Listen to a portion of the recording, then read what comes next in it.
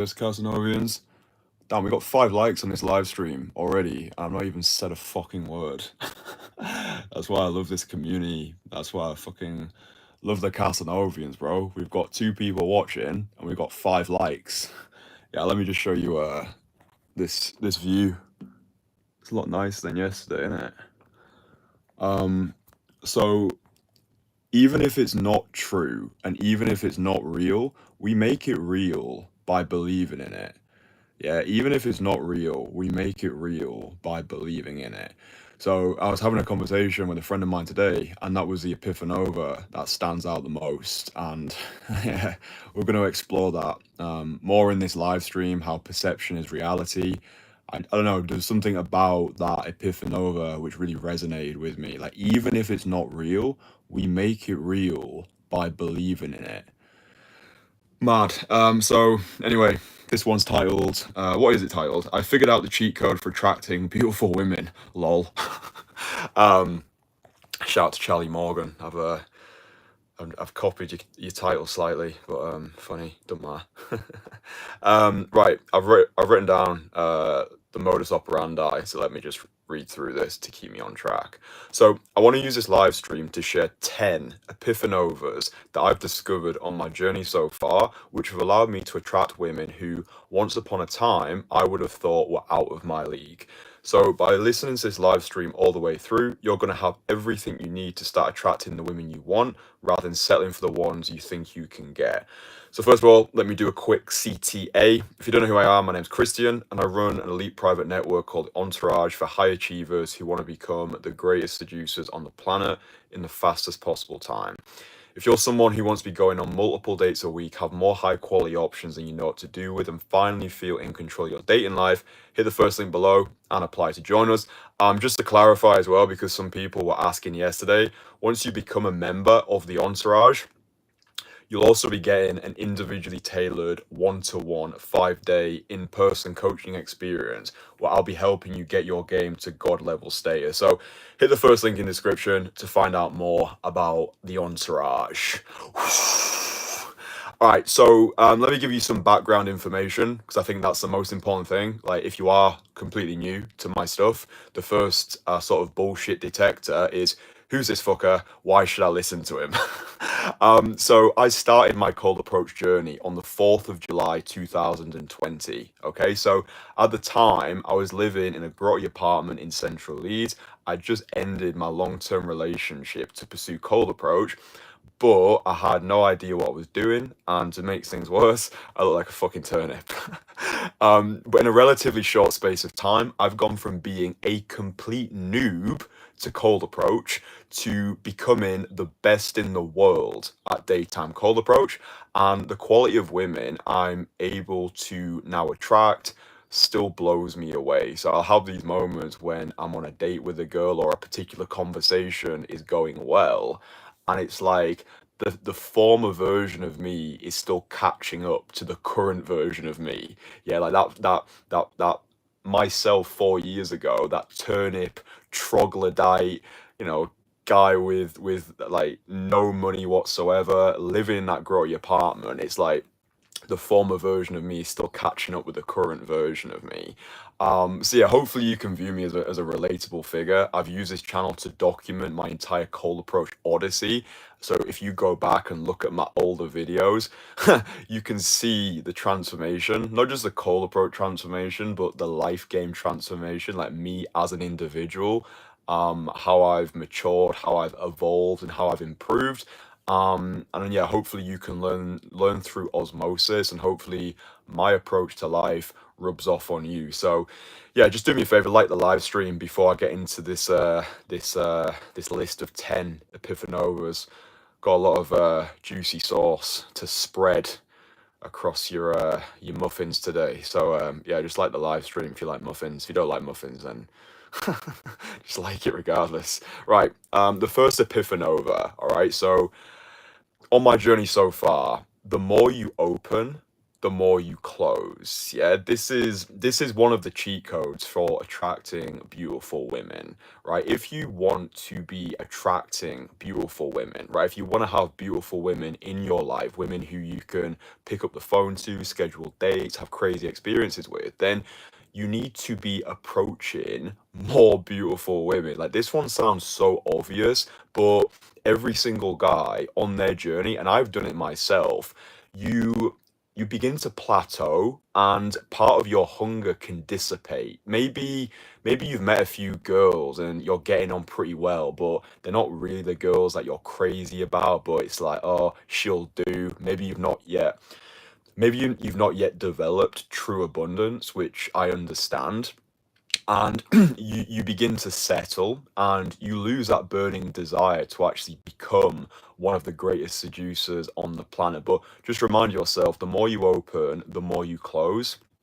If you want to be if you want to be attracting beautiful girls, then you need to be approaching more beautiful girls. Yeah, there's so many guys in this space who'll go online and complain that cold approach doesn't work or no girls like them. It's like, dude, how many women have you actually approached this week? Like, how many women who you actually want have you approached this week? Like, dude, if you set the intention, and this is an intention that I suggest you set, if you set the intention this coming week, yeah, these next 7 days, if you set the intention to approach and have conversations with 30 beautiful girls, like girls who you actually want, girls who you would actually date, set the intention to have 30 of these experiences this week. And that doesn't just mean you have to go out and do 30 cold approaches.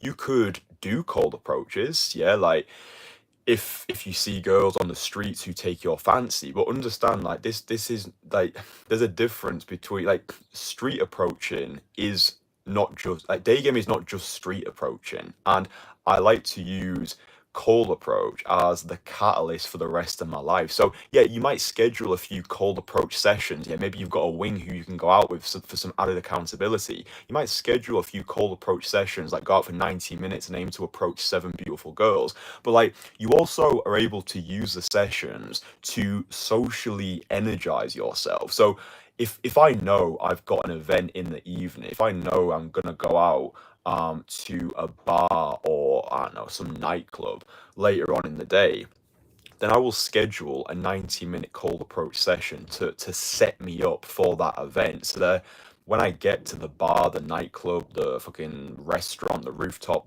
bar, or whatever it is, I'm the most magnetic version in that room. I can go over and I can approach the most gobsmackingly gorgeous girl. I don't need alcohol. I don't need to spend the first 90 minutes of the night getting warmed up, because I'm already the most socially magnetic version of me, because I've used cold approach as the catalyst for the rest of my life. So yeah, this one's really important. Like, the more you open, the more you close.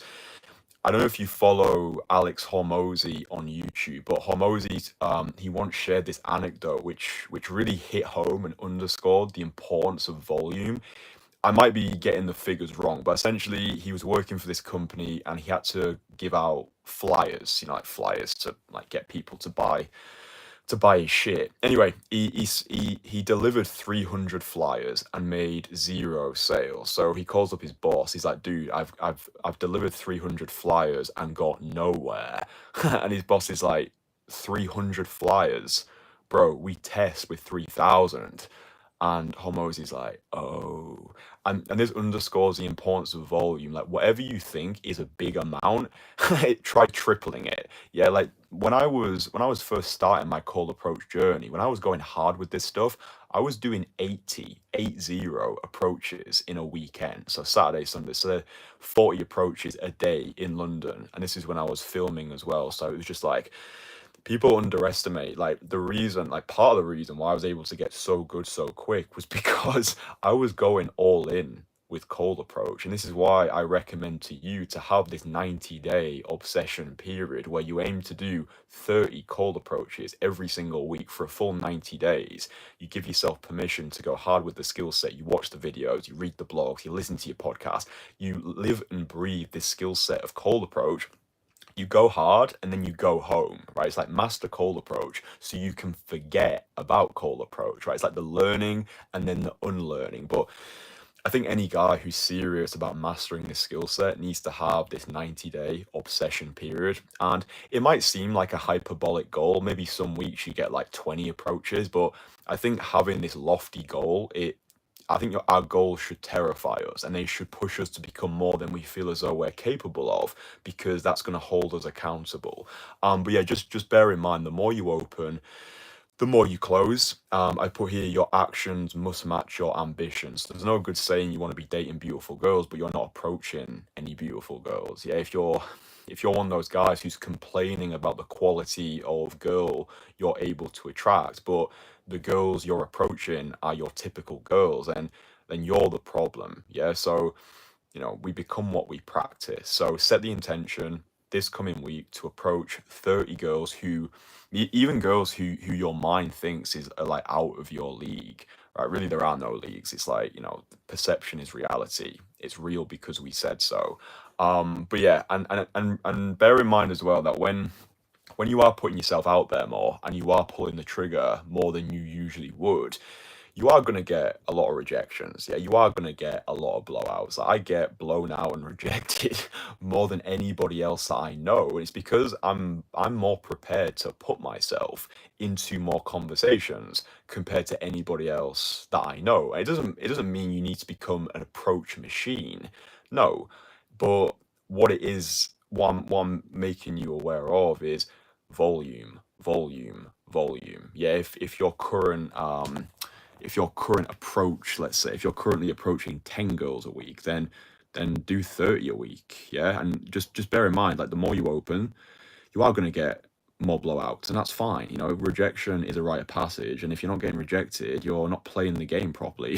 It's like, well, yeah, like, not every girl's going to be into you, but I think this is the first cheat code. Yeah, it's making sure your actions match your ambitions and ramping up the volume. Yeah, approaching more beautiful girls than you're used to, and that's going to be the first biggest breakthrough for you. Yeah, so that's the first one. I think, did I put more excited to win than you're scared to lose? Probably. All right, so that was the first epiphanova. The second one is a concept which I call enigmagnetism. All right, so becoming an object of desire through mystery. So this notion of mystery and being this almost this puzzle that she craves to solve, I found that this is seductive rocket fuel, because if you think about it, we live in this world where you can find out a lot about an individual. Like, you can just go onto like their Facebook page, or I don't know, someone's fucking Wikipedia, but like, information abounds, and all the information that we need right now, it's available. Like, in an instant, we can find out basically anything that we want, right? So we've been accustomed to this immediacy. Oh, I'm hungry. Let's go on the takeaway app. Boom, I've got food. Oh, now I've got information. Oh, now I can get like a AI fucking sex doll robot and all my needs are met, whatever it is. So by being almost this glitch in the matrix, by being this object of desire through enigmagnetism, then you become more of a compelling character. Yeah, I'll actually link an interaction which I had. It's quite an old interaction, but the old ones are usually the gold ones, right? And it's an interaction, like, you'll be able to see the full infield conversation. I'll link it after this live stream's finished, but it demonstrates enigmagnetism in real time. I think I used to call it enigmatic magnetism, but I found that enigmagnetism just sounds better. So you'll be able to see me cultivating this air of mystery with a girl who I've just met. I think that'll be really useful. But yeah, this notion of enigmagnetism, like, think about the James Bond, like, man of mystery, right? It's actually part of the reason why I don't like instant dates anymore.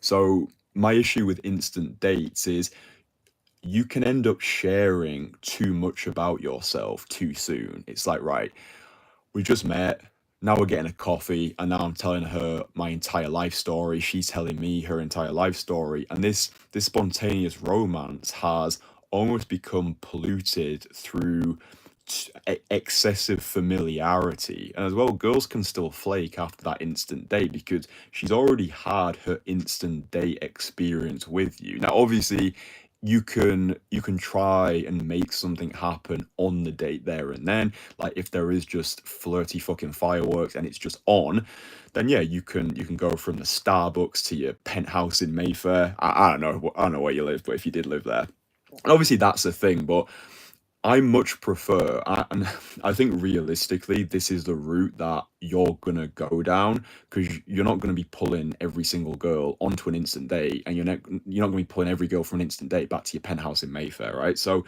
the way that I run things now, and this is the best way that I found it to, because the impression that I want to give off when a girl meets me is, who the fuck is this guy? Like, just blown away by this enigmatism. Yeah, like obviously me being a magician for 10 years can feed into this, but I don't really talk about the magic that much anymore. I use it as more of one of those like atomic phrases where I might just say it like off the cuff, like, yeah, I used to be a magician, or like my Instagram handle is at Kristian Magician. So basically this is the way that I run things. I will aim, like when I see a girl that I like, I will aim to have a short, punchy interaction, no more than 5 minutes, and then I will typically close using Instagram.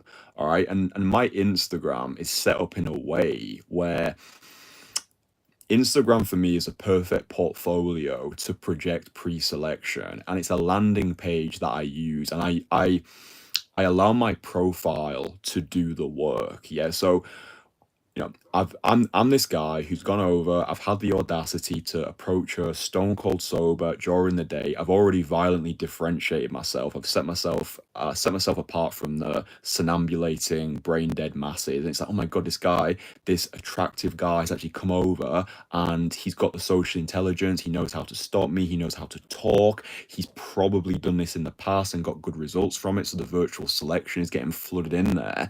And then I close via Instagram. She goes onto my Instagram, and you can go over. You can see my Instagram at Kristian Magician. Imagine you're a beautiful girl who's just met me, and now you're landing onto my Instagram. So I've got pictures of me with attractive girls. There's pictures of me traveling. I think there's like pictures of me in Thailand, and the highlights are set up so you can see my international lifestyle. And it's all done in an attempt to create this enigmatism where it's like, wait, who is this guy? What does he do for a job? Does he even have a job? His bio says he's an artist, but why is he with these girls? Like, how is he going to all these different countries? So, and this is what I want to create. Like, this is the impression that I want to create, because this is when I say I'm allowing my profile to do the work. She's getting more invested without me needing to say anything else. Yeah, the profile is doing the work. And I know a lot of guys have got an issue with Instagram and using social media, but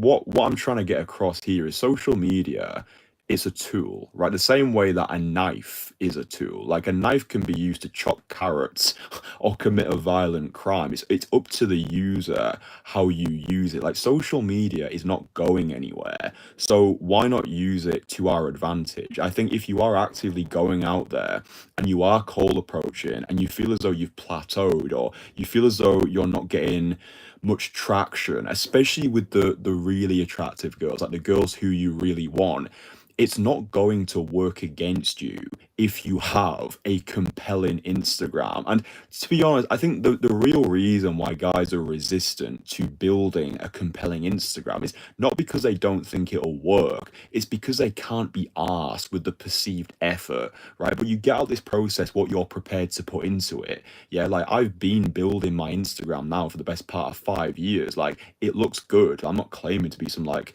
Instagram expert. There's plenty of people with better profiles than me, but it complements my character now. Yeah, like it's almost like, I don't know, your LinkedIn bio. Yeah, if you're like looking for future work, it's like, I'm actually proud to show it up. Anyway, Enigmagnetism, yeah, that's the second epiphanova. If you don't have a compelling Instagram profile yet, like start today. Yeah, just start today. Like your future self will actually thank you. But yeah, this notion of enigmagnetism being this puzzle that she craves to solve. Yeah, you can try and do it all like over text. You could be vague. You could try and be mysterious. Maybe she asks you what you do for a job, and you're like, oh, don't worry about it. Or she's like, I don't know, like, do you do this often? Maybe you can just be like, maybe, or like, I like saunas. Like, doesn't really matter, just like being vague, like not being too vague. But anyway, I go over that. I go over it all in the video. I'll link it below after this live stream, so you can actually see that. So that's really good. Number 3. Okay, so the third epiphanova, this one's really important, and I got this from Zamperion in The Alabaster Girl, which is an incredible book, which I recommend everyone reads. I'm not affiliated. It's just a great book. It's changed my life, and hopefully it changes yours. The third epiphanova is a man who loves women is loved by women. All right. This was one of the biggest epiphanovas in my journey. Yeah, it's like a man who loves life is loved by life. A man who loves people is loved by people. A man who loves women is loved by women. Yeah. So, and what I found to be true as well is it's radiating this aura of a lover of women. Yeah, most people in this space, they have this war, like battle of the sexes, war of attrition. It's us versus them, the whole like fucking red pill manosphere, and it's like, dude, like we all just want to connect. You know what I mean? It's like we want to have these amazing experiences with amazing people. But interested in her as an individual, like this really was a big breakthrough for me because I was reading Zan's work. I understood the point he was making. Okay, a man who loves women is loved by women. However, if you want to hit that deep level of connection with a woman, then you want to express verbally and explicitly why her, right? Like why, like what in particular about her are you attracted to? Because we have to remember as well, like beautiful girls, they're still insecure, yeah, and being able to see the person behind the beauty. Yeah, okay, she looks really good, but beautiful girls are secretly lonely, yeah, because they never feel truly included in the plans of their friends, because their friends are oftentimes jealous of them. Guys just objectify them or don't actually see them as people. It's like, oh, she's hot, that's it. But for me, it's like I want to know more about who this person is. I want to know her values. I want to know if she's going to make a good mother. Yeah, I want to know, yeah, just who this person is beneath the beauty, and I want to find, character traits, like why her? Yeah, like what is it about her which compels me to want to talk to her and find her interesting? So if you are talking to girls and they're like, oh, like what do you do? And it's like, oh, I don't know, I do modeling. It's like, okay, like what else do you do? Like there's a video of me talking to this Swedish model where I go into that, but I think being able to just dig beneath the surface, yeah, reminding yourself, right, a man who loves women is loved by women. Like that is a crucial realization, because I think a lot of guys get into this space. I do think a lot of men today are misguided. I'm not trying to shit on anybody, but it's almost just like women function more as these trophies. Yeah, it's like, oh, just need to get my notch count up and all this fucking bullshit. Like, again, it is what it is. But I think there needs to be this notion of beauty desensitization as well. So I'm telling you, right, approach more beautiful girls. The more you open, the more you close. A man who loves women is loved by women. But if whenever you see a beautiful girl, you've got this resistance to going over and saying something, then it's going to be difficult for you to actually create these connections if you're terrified of actually starting that conversation. So you might have seen the community post that I posted before, but in July, I'm running a beauty desensitization bootcamp in Stockholm, Sweden. The purpose of this bootcamp is to help you get the women that you want rather than settling for the ones that you think you can get. So we've all been in that position where you see a beautiful girl, you see a gobsmackingly gorgeous girl strutting down the street, and your thinking brain is like, oh, you reject yourself. Yeah, you reject yourself on her behalf because you think, oh, she's too good for me. I'd never be able to approach her. Really, you just lack beauty desensitization, right? You just need to bypass all of the bullshit when it comes to attracting beautiful girls. So that's the reason why I'm running the Stockholm experience. So beauty desensitization boot camps in Stockholm, Sweden.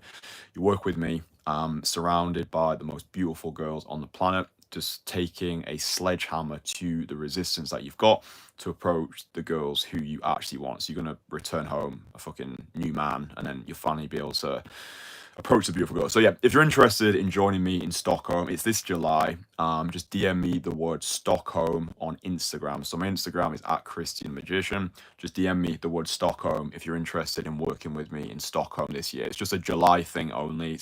I'm only going to be there for a month. So yeah, if you're interested in that, DM me the word Stockholm on Instagram @KristianMagician. Okay, so the fourth epiphany when it comes to attracting beautiful girls is talk to her like a brother, look after her like a father. So I referenced this on a live stream yesterday, but I think this is really important. This was a mindset that I got from a friend of mine, Alex, who's part of the Entourage, and it's a mixing of these two energies. Yeah. So what I found to be true is guys are usually either one or the other. Like their energy is either really top heavy, yeah. So they are more of the nice guy. Yeah, they're more of that people pleaser. They're very accommodating, but they're not arousing. Or on the opposite side of the spectrum, you've got guys who are just a complete asshole, right? They've got zero social intelligence. They lack empathy for other people. They're just a nightmare to be around, right? Very rarely do you find a guy who is in that sweet spot. Yeah, that sweet spot where he basically can do both. Yeah, he's got that seductive versatility. So that's why number 4 is talk to her like a brother, look after her like a father. It's this energy of the playful protector in a way, where you have the charm, you have the charisma, you have the playfulness. Like imagine just like a brother. Yeah, you can like take the piss out of her, you can take her off a pedestal, you can just have fun with her, right? But at the same time, you've got the groundedness and the dominance and the authority of the father figure. Yeah, she knows she can have fun with you, but she also knows she's looked after by you. She knows that you can protect her. This is why I say the playful protector. And when a woman can see that you're able to fluctuate in both energies, you're able to ask yourself, right, what does the moment want? Okay, I can be silly, I can have fun right now. Oh, there's a guy playing music, we can go and dance, just kind of like just like lose ourselves in the moment. But then when shit hits the fan, she knows she can trust you, and she knows that you're able to lead her on adventures that the both of you are going to enjoy. You've got boundaries, you don't take any bullshit, and she respects you. Yeah. So, like we said yesterday, a woman cannot be turned on by a guy who she doesn't respect. And I certainly discovered this the hard way. So, I remember when I was learning cold approach in Leeds. So, I was getting dates. So because I understood the importance of volume, and I think because I had my background in magic, and I think just because I was a tenacious motherfucker. Like when I started this, like I knew I wanted to get really good really quick. So it took me 3 weeks to get my first 2 dates from cold approach. Happened one after the other. But then a couple of weeks after getting my first 2 dates, at this point I'm like, I'm feeling like the guy. I'm like, yeah, I can get dates on demand, bro. Like fucking cold approach, easy. But like day game is the ultimate equalizer. I got humble very quickly. So like a couple of weeks after my first 2 triumphs, I was on a date with this girl. I think she was from Latvia, and I was able to see in that moment how quickly a woman can lose all attraction for you. So we'd planned to go to this bar, but on the website it said the bar was open, but we got there. It turns out the bar was closed, right? And she turned to me and she was like, "Where should we go now?" And being my former noncy, unattractive self, right? This was me at 23 years old. I completely floundered. I was like, oh shit, I don't know, like where else is good? Like, do you know anywhere good? And I was outsourcing all responsibility onto her. So she almost like just took my hand and was like, yeah, we'll go to Hedgerow House. It's just up there. And I could just tell in that moment that like this was the start of the day, but because I'd floundered and I wasn't able to be decisive and be that father figure, that protector, she could no longer trust me to make important decisions. And you might think, oh, this is like so micro, but it's not, because your ability to remain calm in the chaos and marinate in that moment and be able to make decisions when the moment calls for it, like all this stuff, it projects your proclivity as a protector. Yeah. So the way you do anything is the way you do everything. So in that moment, she lost all attraction for me. And then there was a moment on the date where I thought, I could probably kiss her here. I could probably kiss her. And I didn't. I pussied out. And it was just a terrible date. Like from start to finish, it was terrible. But I understood then, and I think, we have to have these car crash experiences to actually become proficient drivers. I learned the importance of leading, of owning the situation. Even if you don't know what to do, just taking it by the hand and be like, yo, come with me. And I could have just walked and we could have found somewhere. But yeah, in that moment, I was like, right, I've still got work to do. Like I'm still not the man that I need to be, and that's okay. But yeah, I think that's a crucial epiphano there. So talk to her like a brother, look after her like a father. I think that's fucking great wisdom. Um, yeah, I like the live stream for that. We're only on number 4. I'm dropping some serious Casanovian magic here. Um, so number 5, the fifth epiphanova is she needs to fear losing you. All right, she needs to fear losing you. I'll put here, the goal is not to become attractive. The goal is to become irreplaceable. Yeah, so girls who I've dated in the past, they have become massively turned on when they saw me flirting with other girls. Yeah. And they might say things like, oh, I don't like it. I don't like it when you flirt with other girls. But listen to her actions rather than her words. Yeah, and I knew full well, because I'd become fluent in the language of the feminine, because I understand intersexual dynamics, I understand evolutionary biology and psychology. Like, I know that jealousy is a major attraction trigger for women. Like, if you think you're a jealous person, you have got no idea. Like, when it comes to women being jealous of one another, like, it's fucking crazy. But I knew that these girls in question, I knew they actually loved it when I was flirting with other girls. So, when I was in Leeds, if I went out to like some bars or a restaurant, I would just be flirting with them, right? I'd have the mindset of seducing the world. And I think this is actually super important for us as guys. Like, if you're someone right now and you're pursuing, like, let me just explain my relationship dynamics. This is going to be like a whole other live stream, but right, let me just hit it quickly. I'm in a position in my life right now where casual sex no longer appeals to me. And I am really looking for that wife-worthy woman who I can do life with, right? Now, for that relationship to work, for that relationship to flourish in full blossom, I still need to be able to, we'll just call it cold approach. Why?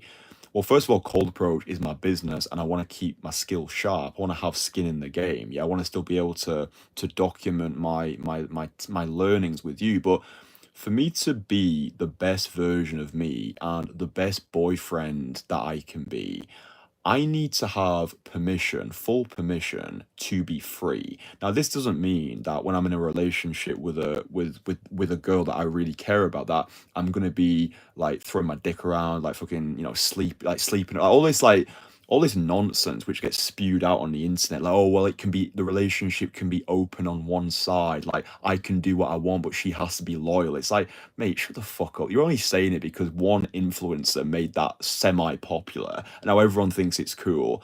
But this whole notion of like, oh, I'm a high value man, so I want to be able to, sleep around. I just think, no, you've just got no fucking discipline, right? It's like, just get over yourself. So anyway, however, I still want to be able to flirt with the world. I still want to be able to exercise my God-given right of face-to-face communication. Like, I still want to feel free to be me. Yeah, because if I feel like some puppy in a box where I feel as though, oh, when I'm out, I can't, if I see a girl, I can't go over and give her a compliment, or I can't engage in a cold approach conversation with a gobsmackingly gorgeous girl, then I'm not operating at full capacity. I'm operating from a place of lack rather than from a place of wholeness, and that's going to affect our relationship. And also, women are never truly out of the game. Yeah, so when I'm in a relationship with a woman, she's still getting attention. If she has an Instagram, she's getting DM'd when she goes to the supermarket. She might be getting approached by guys when she goes out at night to a bar with her friends.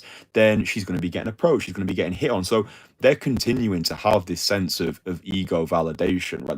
They're continuing to get approval from the masculine, which I think is still healthy. Like, she still wants to feel beautiful. I'm going to be able to give her all of like meet all of those needs. But point being, those emotional needs are still like, she's not out of the game. But when a guy is in a relationship, in most relationships, he almost becomes castrated. It's like he's only allowed to enjoy his woman, and if his eyes start to wander, then oh my god, he's cheating. Wait, and like, it's nuance, right? It's not me being like, right, I'm going to be DMing other girls, I'm going to be cold approaching, going on dates and like hooking up with these girls. It's a pact that I think is important for me to make with that girl. Like, I'll sit her down and be like, listen, for this relationship to function, here's what I need from you, and here's what I want to continue to do. I just thought I would put that thought in here because this is just where my mind is at the moment. I think I will make another live stream once I've actually solidified these thoughts more. But hopefully you understand what I'm saying. Like, I still want to be free and have the permission and the freedom to pursue the things which invigorate me. And I do think that's important. But yeah, she needs to fear losing you, right? So women, what I've learned anyway, I don't like starting these sentences with like, here's what I know about women, or women. It's like, yeah, like, I think there's too many people in this space who consider themselves experts. It's like, dude, it's like you've got such a limited experience. But anyway, I feel as though I'm an authority figure because I've actually lived and breathed this stuff, and it's all documented on the channel. But anyway, what I've found to be true is women want to be with a guy who is desired by other women, right? Women want what other women want. And if your woman sees that you are an object of desire and other women want you, and also if she knows you have the capacity to replace her, then she's going to become more attracted. She's going to become more invested, right? It's this abundance. Yeah, it's this abundance mindset. You can't fake abundance either. You either have it or you don't. There's a brilliant quote in the Bible which is like, he who hath more will be given, right? He who hath more will be given. This gets misinterpreted. This doesn't mean that, oh well, if you're born rich or you're born a natural or you're born good with women, then you've hit the jackpot. When it's he who hath more will be given, right? It's like you've accumulated the wealth, the riches, and the abundance. It's like, it's being in this flow of positive momentum. Like, once you have, you will continue to have. That's what abundance is, right? It's not always having, but knowing you can have. Yeah, and this is why I try and make my journey as relatable as possible. I started from absolute nothing. I was living in that grotty apartment. I had £24.82 of universal credit. I couldn't pull a muscle. I looked like a turnip. I dressed like a Moor. Like, none of this has happened by luck. It's happened by design. But my point being here is, this is why mastering the art of cold approach is essential, right? Because it gives you this sense of true abundance. It's not always having, but knowing you can have.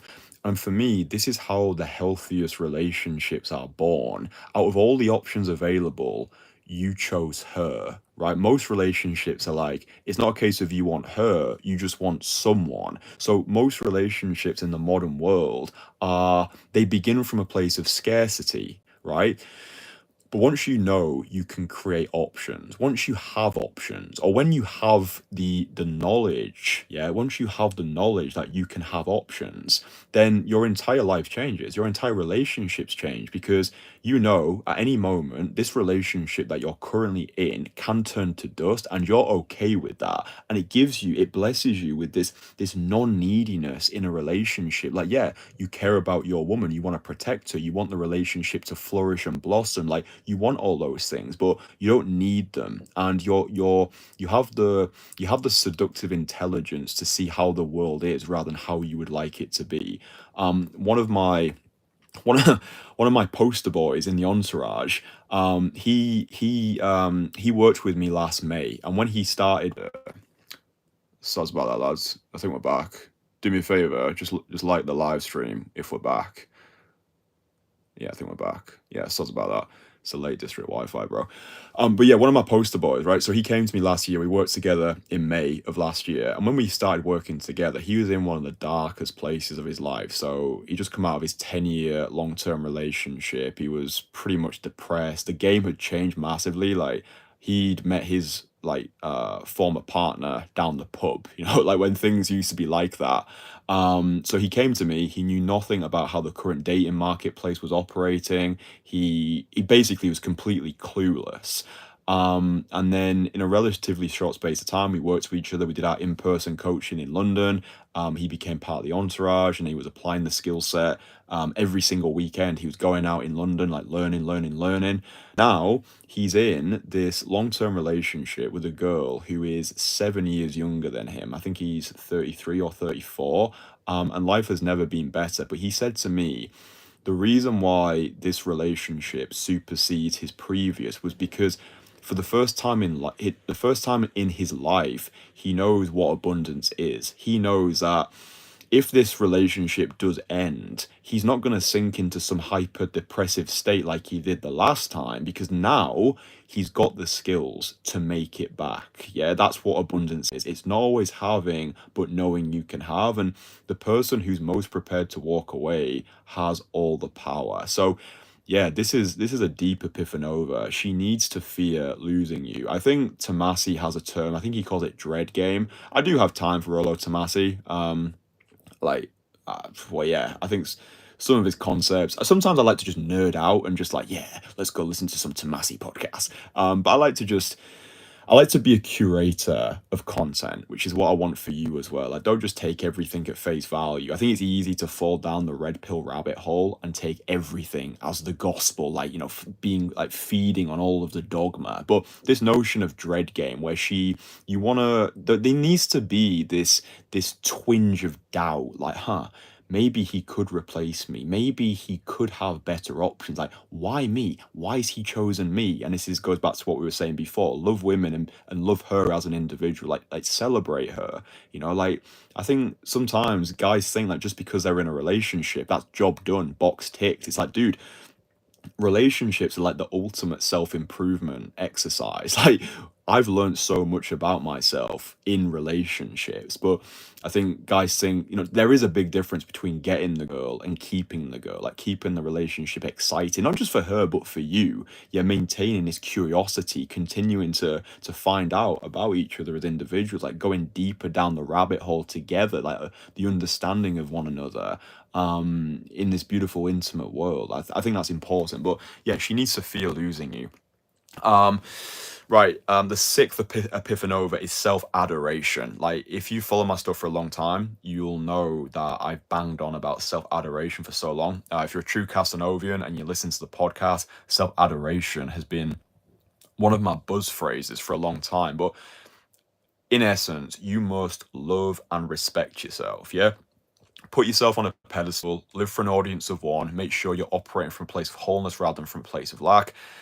The mindset that you want to have going into all your conversations is, this is me, take it or leave it. Yeah, this is me, take it or leave it. And this is amplified by this abundance mindset. Yeah, if you like, acting as if is such a powerful exercise. Yeah, like, imagine right now, or imagine the next time that you go out to cold approach. Imagine you've got 7 gobsmackingly gorgeous girls in your phone book who you can call up tonight and have an amazing experience with, yeah? Imagine how carefree, how non-needy you would be in your cold approach conversations, right? You could take it or leave it, yeah? And that mindset would be, yeah, this is me, take it or leave it. It's like your cup is already so full. All you want to do is just give. All you want to do is just enjoy yourself. Like, you're viewing the rep itself as a reward. You're completely detached from outcome because there is no outcome. You've already got all of your needs met. So you're just going out to enjoy yourself. You're just going out because you love women, you find fulfillment in the feminine, and life is just cool. So this self-adoration, yeah, feeling comfortable in your own skin and just doing things which you enjoy, like doing things which fulfill you and finding fulfillment beyond the feminine. So for me, my sense of fulfillment, it's not just attached to women. Yeah, this is why I say to you, learn day game, don't become a day gamer. You don't want to make women your entirety. You don't want to make women your entire reason for being. There's a really amazing quote in The Alabaster Girl, which is, women want to be taken on an adventure. They don't want to be the adventure. You don't want to be on a date with a girl and she asks you, what do you do? And you're like, well, I just cold approach girls and listen to Kristian Casanova videos. It's like, it's not a good look, is it? So make sure you're finding fulfillment beyond the feminine. For me, it's making videos, it's traveling the world, it's coaching my guys in the Entourage, it's sprinting up hills, it's spending time with my mum, it's reading esoteric literature, it's having a better relationship with God, and all of these things, this amalgamation, this concoction of personality, it all feeds into your character, and also it makes you a more interesting human being. Like, you've actually got stories to tell, you've got experiences to share. She's being sucked into your reality, and she's like, huh, this guy's actually interesting. So yeah, just having this notion of self-adoration, and finding fulfillment in many things. Epiphanova number 7 is, men become aroused through their eyes, women become aroused through their ears. Again, this is another, we'll call it a perionism, another one from Perion, but men become aroused through their eyes, women become aroused through their ears. So it's who you are rather than what you have, and becoming fluent in the language of the feminine. So I do actually recommend that you read The Alabaster Girl by Perion, because that book has changed my life, and it supplied me with many of the lessons which I share with you. But when I first read that book, I wasn't really able to absorb it because I lacked the necessary life experience. So I think it's a book that will only resonate truly when you are learning in the library of life. But anyway, The Alabaster Girl by Perion, and also The Art of Seduction by Robert Greene. But I think this aphorism, yeah, this whole like, men become aroused through their eyes, women become aroused through their ears. The reason why I put this on the list is because reiteration is consolidation, and we need to understand and remind ourselves every time we go out there to flirt with the feminine, whether it's on the streets, at a bar, at a club. Women are attracted to different things. Yeah, we don't have the same biological attraction triggers, and we can talk about looks, money, status, and yeah, pursue these things. Like, life is a game. Like, I see life as a spiritual training ground for whatever comes after this. But it's who you are rather than what you have. So focusing on building your character. Yeah. So think about like the character of Tony Soprano from the fucking Sopranos, like James Gandolfini. Like, the character of him, it's the dominance, it's the leadership. Like, when I was saying before about that girl lost attraction for me because I couldn't make a decision. Yeah, like, it didn't matter what I looked like, it didn't matter what car I was driving, it didn't matter how much money I had in my bank account. She lost attraction for me in that moment because I didn't step into my masculinity. I almost abandoned her in that moment. She knew she couldn't trust me. Dude, it doesn't matter how symmetrical my face is, it doesn't matter about my fucking jawline, it doesn't matter how tall I am. She knew in that moment, this guy sucks, I can't trust him, I don't care about anything else. And it's so true, right? So focusing on building your character as a human being, yeah, that's your ultimate purchasing power in the sexual marketplace. And to be honest, like, the best way that I've found to build my character has been through solo travel. All right, so I don't know how many countries I've been to in my life, but I did over 20 countries last year. And also last year, I experienced so many personal vicissitudes which shaped me as a human being. Yeah, I remember remember trying to coach Ephraim in Vegas and getting banned from America. I was getting, like, I made the video anyway, you probably watched it. Like, I got banned from the USA. Just type in Kristian Casanova, banned from USA. That was a whole thing in itself. Just being, like, grilled in an interrogation room. When I was in Brazil at the start of last year, like, all my bank accounts got frozen. I didn't have any money. I was getting threatened to getting kicked out of my Airbnb. Like, everything that could have gone wrong did go wrong. It's all documented on the channel. But yeah, point being, if you're still existing in the same ecosystem, if you're still in your small city that you grew up in, if you're still spending time with the same 5 people you went to school with, like, how much do you actually know about the world? Yeah, this is the reason why I don't resonate with most people in my family, because most people in my family have never left their small hometown. Yeah, so if I tell my family, oh, I'm going to Brazil, I'm going to Thailand, I'm going to Istanbul, it's always like, oh, it's scary there, I've heard really bad things about that. Oh, you're going to London, I've heard really bad things about London. It's like, how do you know this? Oh, I watched the news, or someone told me. And an entire worldview gets shaped by hearsay, And that's not the way to be. So yeah, solo travel, just getting yourself into more shit, getting yourself into a bit of trouble here and there. You know, not being so fucking square and just thinking that, oh, it's all about, you know, making money and becoming this high value man who stands at the bar with the imaginary like fucking like imaginary lats and a barrel between his legs, just posturing. It's like, it's not that. Like, you know, it's about having those rough edges. It's having those stories that are like life on the road, like On the Road by Jack Kerouac. That's a great book.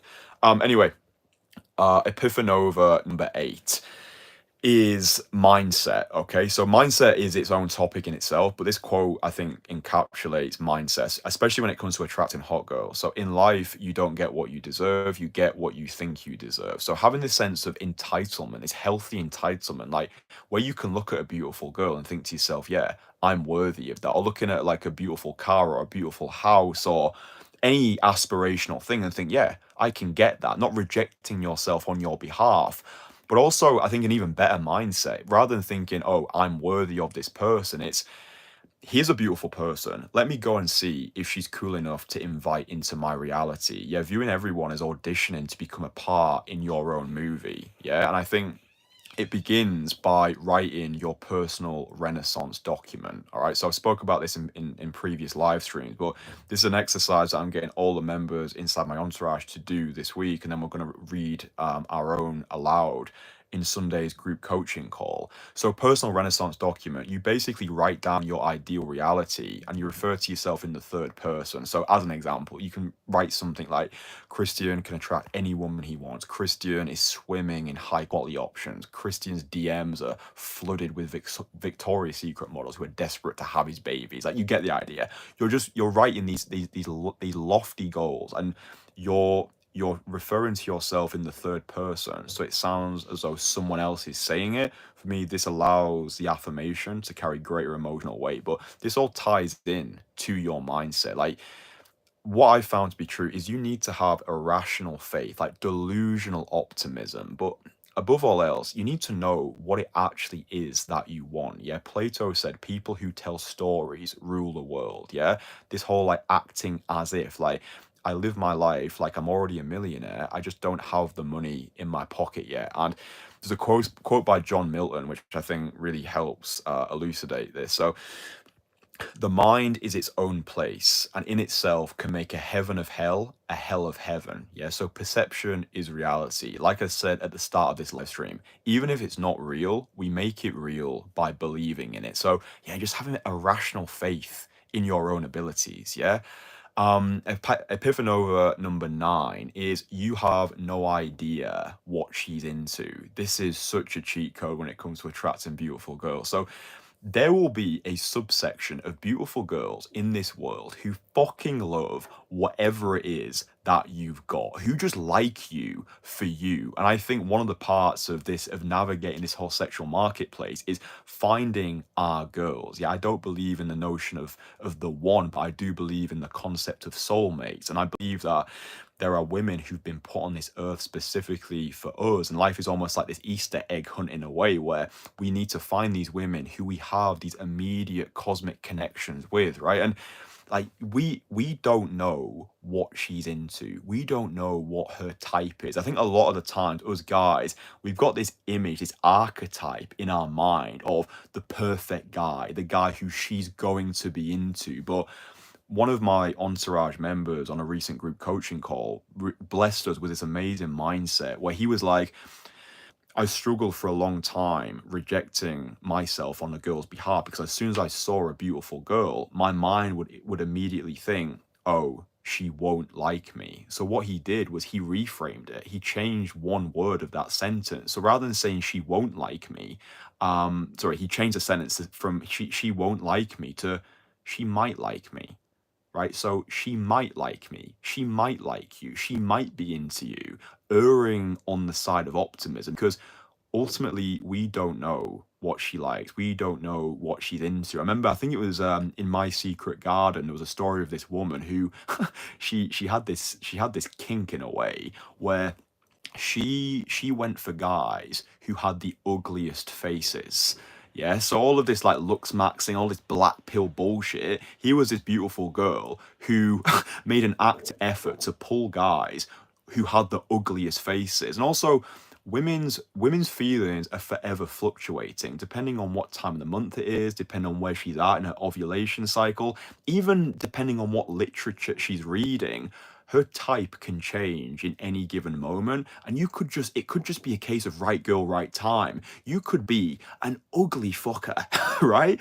But her buying temperature might be high. Maybe she just watched Shrek on ice.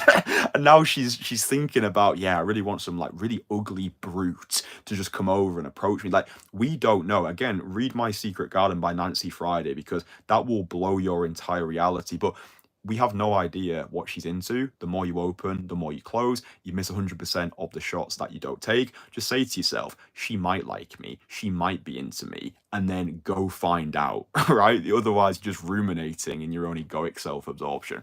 And Epiphanova number 10 is purpose over punani. All right, so purpose over punani.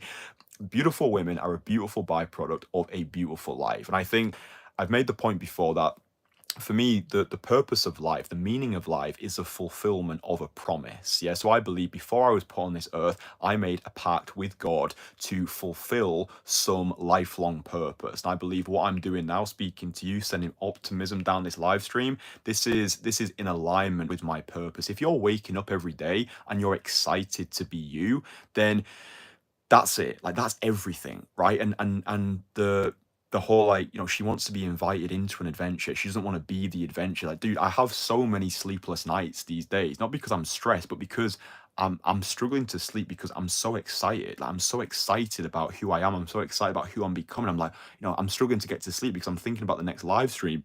I'm thinking about talking to my guys in the Entourage. I'm thinking about the next project, or I'm thinking about the next country that I want to go and conquer. Like, and I think this is it. Like finding your reason for being, yeah, finding your North Star of excellence, finding the thing that drives you, because then women almost become a secondary figure in regards to your overall purpose. Yeah, I know people always talk about, oh, find your purpose, find your hashtag purpose, but I don't think women should be our main driving force. I think they should come along for the ride. I think they are a smaller part of an even greater process, which is the fulfillment of this promise. Yeah. So, um, what was it?